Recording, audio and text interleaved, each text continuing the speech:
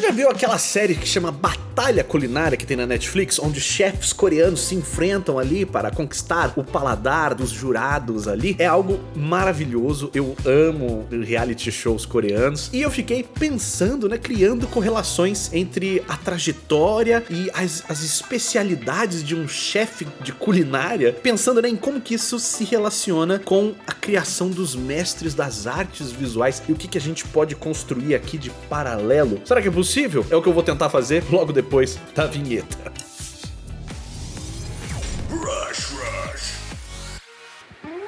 Rush! Sejam todos muitíssimamente bem-vindos a mais um vídeo aqui no canal Brush Rush. O meu nome é Guilherme Freitas, do Palavra Nerd. E hoje eu queria mostrar pra vocês aqui o processo acelerado da construção de uma série de imagens. São 3 imagens que tem 4 imagens dentro. Então 3 vezes 4 são 12 desenhos no total, onde vocês vão ver aí que a proposta ela é muito similar, né, em todas essas imagens. Eu tenho uma referência específica onde um manequim foi fotografado com ângulos de iluminação diferentes. E essa referência tá bem no meio da minha imagem ali, né? Eu não tive essa ideia do nada, eu encontrei, na verdade, isso daí poderia ser uma trend, mas não foi feito por muitas pessoas. Mas aqui o primeiro que eu encontrei foi de Ice0_ECI, que publicou aqui esta imagem que teve 200 mil likes, é muito viral aqui. O negócio bombou bastante. Teve uma outra imagem que também ficou muito legal, que é do Absurd But, que tem ali o boneco lá do Hunter x Hunter. Qual que é o nome desse boneco? Ilume, o irmão do Killua, né? E também tem ali uns 13 mil curtidinhas, 1000 retweetadas. É um negócio que bombou bastante, mas para além de ter bombado, eu adorei a proposta, porque um estudo de pintura bastante tradicional. Pegar o mesmo modelo e iluminar ele de formas diferentes, né? De treinar esse processo de iluminação. Mas também é um estudo, isso eu tentei resolver aqui também, é um estudo de render, é um estudo de renderização, de transmitir a volumetria, de separar ali os valores da imagem, de ter isso bastante consistente com as referências. E são umas iluminações um pouco esquisitas, tem algumas particularidades, né? A primeira versão que vocês têm aí da imagem, vocês podem reparar que tem uma luz muito forte de recorte no queixo. O resto do rosto é difícil entender o que é a pintura, né, mais avermelhada talvez ali, né, considerando o filtro preto e branco, que tivesse ali no rosto e no nariz, e o que são sombras de forma ou sombras projetadas. Então tem muita interpretação sendo necessária ali, porque é uma luz bastante frontal e bastante simplificada, né? A outra é uma luz vindo de baixo para cima, que normalmente é motivo para dor, sofrimento e agonia constante, porque é um ângulo terrível de pintar, porque tem formas que ficam pouco naturais, né? Mas é super divertido de fazer. Essa sombra projetada do nariz na própria testa, a inversão da bochecha como área normalmente de luz, agora sendo uma área de sombra. A outra versão ali de baixo também oferece alguns desafios, né? Que é essa iluminação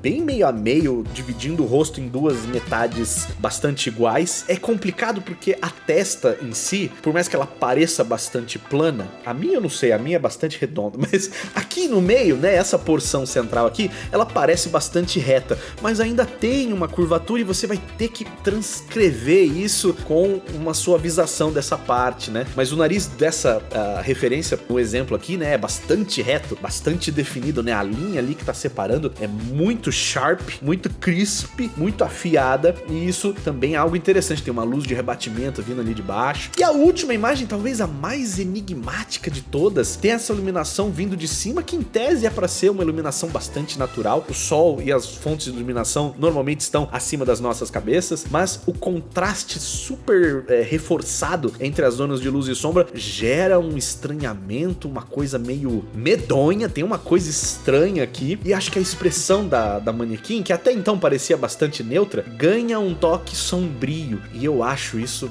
muito interessante, apesar de eu não conseguir explicar verbalmente o porquê que isso está acontecendo, né? Então escolhi os irmãos Carranca e a Coelha, que são 3 personagens originais do canal, para fazê-los nessa trend aí. E eu ia achar sensacional se você quiser participar também, exercitar, pode ser um personagem só pra fazer só uma vez, 4 desenhos. É um exercício muito legal e eu, na realidade, eu ia fazer um só, mas eu gostei tanto que eu falei, vou fazer mais um e fiz mais outro. É o tipo de desafio que vai testar, inclusive, a sua capacidade de ser consistente, porque não só eu desenhei um personagem em um ângulo de iluminação, eu desenhei 3 no mesmo ângulo e era preciso que houvesse consistência entre eles, né?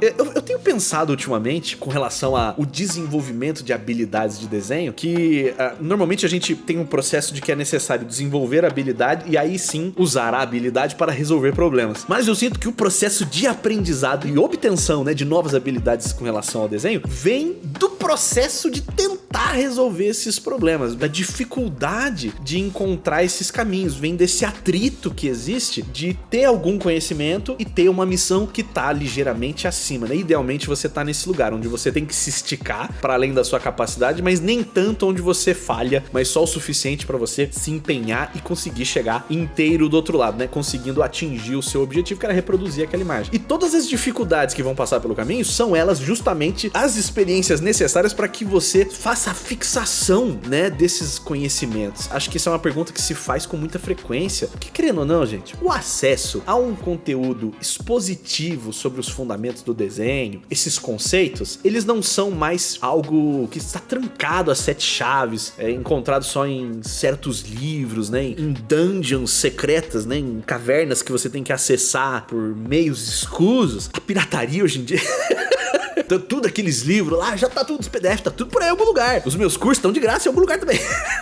Mas essa parte expositiva do conhecimento, ela é necessária, mas ela é insuficiente. Porque a fixação do conhecimento, a transformação de conhecimento em habilidade, desenvoltura, né, em ação, isso acontece na prática, na execução, mas não só na execução, na cópia, na observação, ela acontece na utilização de uma ferramenta para solucionar um problema. Se você não estiver usando todos esses atalhos, todas essas ferramentas do Clip Studio Paint, por acaso tem um link afiliado meu aqui embaixo desse vídeo, lá no meu site também, se você quiser testar aí o programa, fica aí a sugestão. Não basta, né, só isso, né, você tem que resolver um problema com todas essas habilidades e ferramentas, você tem que estar ativamente usando elas para desvendar um desafio, né, para resolver ali aquele mistério que é qual que é o meu próximo passo e como é que isso vai me levar até ali, né? Então esse exercício, ele além de te fazer pensar sobre a planificação dos rostos desses personagens, ele também ajuda você a pensar como fazer isso de forma processual para que eu repita várias vezes entre várias imagens. Você vai perceber, se você for atento, que eu tenho um jeitinho de fazer isso que é mais ou menos o mesmo. Algumas iluminações exigiram de mim ir e voltar um pouco mais, mas as iluminações mais diretas para mim, você vai ver que eu faço a mesma receita para chegar no final de cada uma delas. Receita é uma palavra interessante, porque tem tudo a ver com o tema do vídeo, que eu dei uma volta pra chegar, mas cheguei finalmente, que é essa ideia de perceber, assistindo o documentário ali, os documentários não, né, o reality show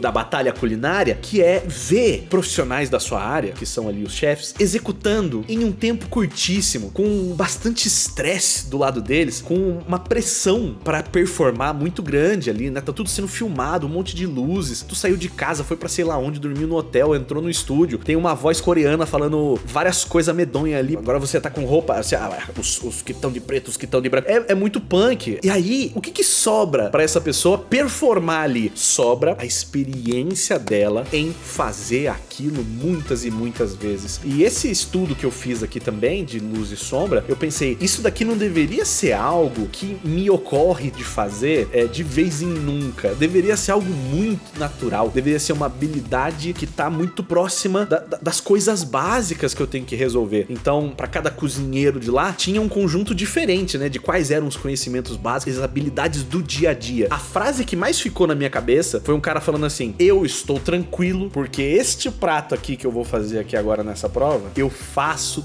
todo dia. Todo dia eu acordo, eu preparo esses ingredientes, eu corto eles, eu tempero eles, eu preparo eles dessa maneira, eu sirvo dessa maneira, e eu sei o que eu tô fazendo, como eu tô entregando, e eu garanto a qualidade dessa desgraça. Isso é fenomenal. E isso não é pra todo mundo, não é uma coisa que se diz assim. É algo que vem, né, como resultado de uma forma de viver, né, uma forma de produzir, uma forma de encarar esses processos, né. E eu acho isso me dá uma... Eu tava vendo esse vídeo de culinária, né, esse reality show, e eu tava assim, eu preciso desenhar. Porque ativaram em mim, talvez um pouco de competitividade, mas é algo que me inspira bastante, que me deixa muito atiçado, né? Que é isso de ver alguém fazendo bem feito algo que ela treinou bastante, que ela estudou muito. Isso é muito brilhante também nesse show. Algo que esses chefes se interessam e se importam profundamente. E eu acho que dentro do desenho e das artes visuais tem uma relação parecida, né? Eu fico abismado com a capacidade dos chefes jurados de identificar quais são os ingredientes, de como eles foram preparados naquelas provas onde eles fazem vendados. Eles estão vendados, não sabem o que tem ali na frente deles, sabe? Alguém põe na comidinha, a boquinha deles, e eles conseguem, só pelo sabor, só pelo nível impressionante de desenvolvimento da percepção e do paladar deles, para conseguir diferenciar processos, ingredientes, origem cultural. Ah, isso daqui é mais da culinária chinesa, ah não, isso daqui é culinária ali da França, ah não, isso daqui é italiano, e eles conseguem fazer tudo isso na degustação ali. E para fazer isso, né, o paladar, é isso que eu fiquei pensando. O paladar, todo mundo pode aproveitar prato bem feito, mas o paladar, para entender as decisões criativas daquele prato e a origem que ele tem, né, e o impacto cultural que aquilo ali tem, para isso é preciso algum nível de refino, algum nível de dedicação para chegar nisso, né? Eu lembro que antes de eu ir ao Japão pela primeira vez, eu sempre ouvi da minha esposa todas as comparações que ela fazia da comida japonesa de lá com a comida japonesa do Brasil. E eu lembro de me sentir, durante esses 10 anos, incapaz de perceber o que ela estava percebendo, porque eu não tinha a mesma experiência, porque eu não tive aquela possibilidade. E eu ficava me perguntando, será que eu vou conseguir perceber a diferença? Será que vai ser tão evidente? Porque às vezes eu como coisas que eu falei, ah, isso aqui tá bom, e pra ela não tava. Eu falei, então, a diferença da percepção do paladar ali, né? E em alguns sentidos, assim como tudo que você ganha refino e passa a observar e gostar mais daquilo que é mais bem feito ou feito de uma certa maneira, pode ser que você fique mais exigente, pode ser que você fique mais chato, pode ser que você analise de forma mais crítica todas as coisas, né? E isso é um problema, mas é uma habilidade. Mas quando você encontra algo muito bem feito, você consegue apreciar aquilo de uma forma diferenciada, né? De novo, eu acho que coisa boa todo mundo consegue aproveitar da maneira que for, mas quanto mais refinado for o seu paladar, a sua capacidade de percepção, mais capaz você é de ver os detalhes do porquê que aquilo é bom, de entender porquê que aquilo é tão saboroso, seja uma arte visual, né, e a nossa compreensão para perceber os detalhes. E isso é uma coisa que eu vou dizer para vocês, que é a diferença, aqui vamos falar sobre inteligência artificial, do fast food para algo feito com alguma curadoria, com algum interesse, através de alguma paixão ou de alguma habilidade conquistada com o tempo, né? E é que para conseguir perceber a diferença, é preciso algum refino nas capacidades de percepção. E muitas das pessoas que ou geram alguma coisinha com IA, ou estão compartilhando alguma coisa com IA que viram por aí, e estão surpresas, né, com aquele resultado, e muito animadas com aquele resultado, normalmente essas pessoas vão ver que os artistas, talvez você possa duvidar se tem algum viés aí, né? Se o artista tá falando que tá ruim só porque ele tá sendo cutucado pessoalmente, profissionalmente, eticamente, moralmente, financeiramente por causa das IAs, mas com certeza o artista, seja ele do ramo que for, ele tem uma percepção diferenciada pra área dele. Não tem como. O tempo todo lidando com imagens, penteando pixel, fazendo as coisas, procurando entender que processos chegam em quais resultados, né? As estranhezas da IA, o ambiente onde aquilo que ela gera, as circunstâncias, né, que geram aquelas imagens que pra mim é o vale da estranheza. É o mesmo vale da estranheza que tem quando a gente vê ali uma máscara esquisita que parece um rosto humano, mas não é, naqueles vídeos de TikTok das pessoas que se maqueiam e fazem rostos que estão entre o limiar do real e do irreal, né? A IA passeia nesse lugar necessariamente por ser um processo de agregação e simulação, né, ali das coisas, aprendido, né, fazendo uma média gigante de reservatório enorme de dados, né, obtidos você sabe como, gera uma estranheza estranheza gera um sabor esquisito. É sabor arte de verdade, mas não é. Tem sabor de humanidade, mas não é. Tem uma estranheza. A máscara do palhaço, sabe? O irreal que se fantasia de humano. E recentemente eu vejo as pessoas comentando que elas conseguem perceber mais esses incômodos quando é na geração de texto. Porque a galera já tá maluca de ler aquela estrutura de frase que não é X, é Y. Não é apenas frustração, é dor e ressentimento, sabe? E aí, todo mundo tão de saco cheio de ver as repetições dos mesmos padrões pra falar coisas que não tem muita consistência, que parece que não vem de uma experiência vivida. E aí, você começa a ler, você percebe que aí, você passa pra frente, porque você não aguenta mais ver aquela mesma repetição. As imagens de inteligência artificial provocam a mesma reação pra quem consegue perceber que isso tá acontecendo ali, pra quem consegue, né, distinguir essas coisas. E eu vejo que tem gente que não consegue fazer essa distinção e tem gente que faz ela de forma mais imediata, mas isso, pelo menos eu gostaria que fosse, né, o caso de que os fãs de quadrinhos, de gibis, de histórias, de filmes, fossem os que mais tivessem interesse em perceber essas diferenças, mas às vezes parece que não é o caso. E tudo isso me fez pensar, no final das contas, sobre, acho que foi a coisa que mais me impressionou no programa, foi a quantidade de participantes dentro ali daquele reality show que não eram novatos querendo necessariamente inovar, conquistar o seu espaço ali naquela área, né? Tinha muito esse perfil lá e eles foram sensacionais de acompanhar, mas o impacto maior pra mim ficou com os mestres do seu segmento, né? Dentro de uma vertente específica da culinária, que era tipo um chefe coreano que abordou muito a culinária chinesa e trouxe essa culinária pra Coreia, e ver qual que era o impacto de cada um desses grandes mestres, assim, não só no desenvolvimento da cena como um todo, e de como isso transformou a cultura, né, de apreciação de comida dentro do país deles, né, qual foi a influência que eles tiveram na construção de todo, não só o mercado, mas uma apreciação cultural de fato, né, porque eles estão produzindo cultura, eles não estão só fazendo comida, eles não estão só participando de uma rede de trocas de mercadorias e valores e moedas e dinheiros, não é só financeiro, tem a construção de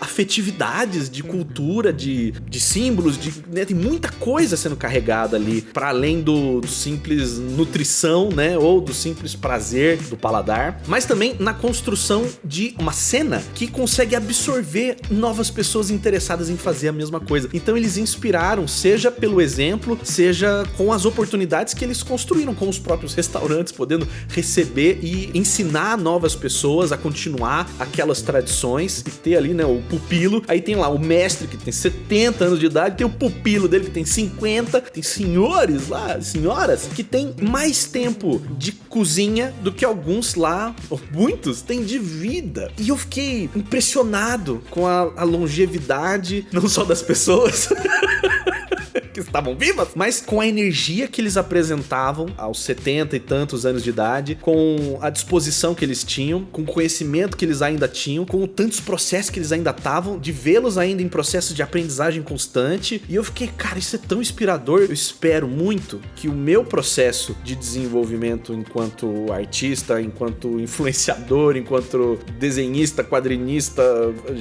alguém quer fazer jogo, eu espero que eu consiga ter, daqui a várias décadas, né, um impacto similar, mas principalmente que eu consiga viver uma longevidade do meu processo artístico, porque olha que engraçado, né? Normalmente a gente tá correndo atrás do resultado imediato, da satisfação instantânea, do negócio. Depois que eu vi esses negócios tudo aí, eu fiquei assim, nossa, eu quero ser um velho maluco que tem mais anos de desenho do que gente tem de vida. E eu quero saber quem é esse artista que tá lá na frente, o que ele é capaz de fazer, o que ele é capaz de sentir, o que ele é capaz de perceber que hoje eu nem consigo, porque ele já refinou o paladar dele de maneiras tão interessantes, sabe? E como é que isso constrói uma rede de pessoas interessadas também, e como é que a gente faz isso girar, né? O que eu achei muito curioso é que dentro desse cenário todo, desse programa inteiro e dessa cultura toda e desse mercado mercado por completo da culinária, eu não vi ali o medo da substituição por inteligência artificial que a gente que trabalha atrás do computador tem sentido. Lógico, porque, né,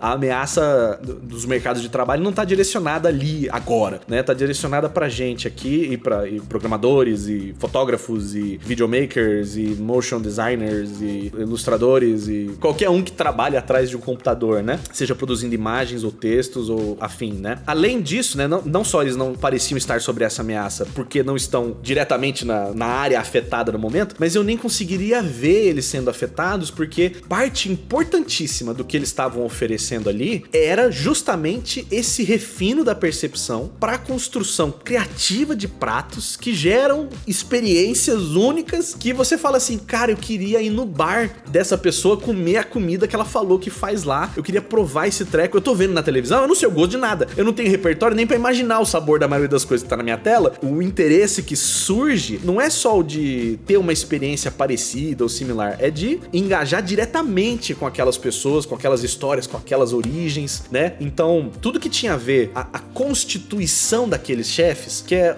onde eles viveram, quais foram as influências, onde eles estudaram, quais foram os alimentos que eles fizeram, né? Tipo, se eles foram pra culinária francesa, ou italiana, ou coreana, de fato. Todos esses fatores montavam no final pessoas, indivíduos completamente diferentes, com gostos, especialidades e capacidades completamente diferentes. Por essência, é insubstituível, eles em si. E eu vejo esse lugar como um lugar muito difícil de se estar.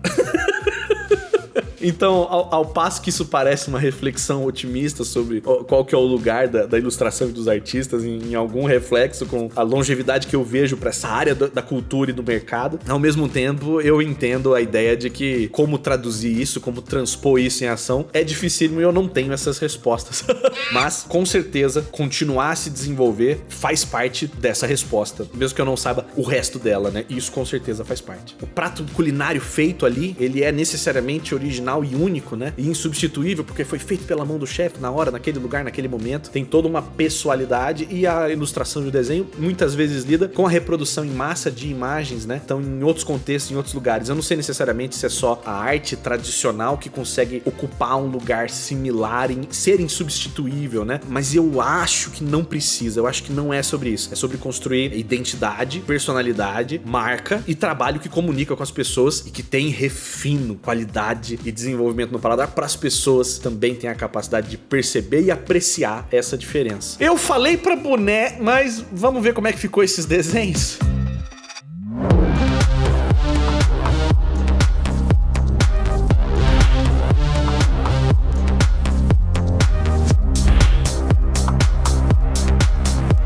Essas daqui são as imagens finalizadas, pessoal, desses estudos que são só a demonstração de habilidades básicas ali de um ilustrador desenhista, que é desenhar os mesmos personagens em iluminações diferentes ali, mostrar essa consistência, porque isso é o que a gente faz todo dia. Pessoal, espero que tenham curtido aqui a brisa desse vídeo. Eu assisti esse reality show e fiquei com todas essas ideias na minha cabeça e queria trazer aqui pra vocês, torcendo pra que faça algum sentido. Se você quiser aprender alguma coisa de desenho, pintura e 3D comigo, dá uma olhadinha no site brushrush.com.br, que lá tem o meu baú de descontos que você pode acessar, 5% de desconto ali em qualquer um dos cursos. E se você quiser usar o mesmo software de desenho que eu, dá uma olhadinha no meu link de afiliado ali do Clip Studio Paint, que você pode testar gratuitamente aí e descobrir ferramentas maravilhosas deste programa lindo que foi o que você viu aqui hoje. Muito bem, pessoal, a gente se vê no próximo. Valeu e falou! Vocês viram que lindo? Eu comprei um lava-lamp. Isso daqui é quente pra burro. Não põe a mão nesse negócio. Se você tem gato, não deixa o gato chegar perto. Isso aqui se derrubar, porque é uma garrafinha, né? Ó, é uma garrafinha. Tá quente pra caralho essa merda. Toma cuidado, tá bom? Esse vídeo não vai acabar nunca, né? Eu preciso mostrar o rascunho que eu fiz. Eu mostrei lá no Instagram. Eu precisava trazer mais conteúdo aqui pra vocês também. Olha só isso aqui, ó. Isso aqui é o Nemesis. É o Nemesis e Jill que eu desenhei no papel. Só pra me divertir aí. E eu fiquei muito feliz com o resultado. Ó, deixa eu dar um zoom aqui pra vocês verem, ó. Olha só isso aqui, olha só isso. Olha, o Nemesis, tem o Nemesis. Aí, bonitinho, né? Bonitinho. Eu me empolguei, não era pra ficar tão legal. Por que eu não gravei? Ah, eu só ia rascunhar o negócio, não era pra ficar... isso aqui. Até a próxima.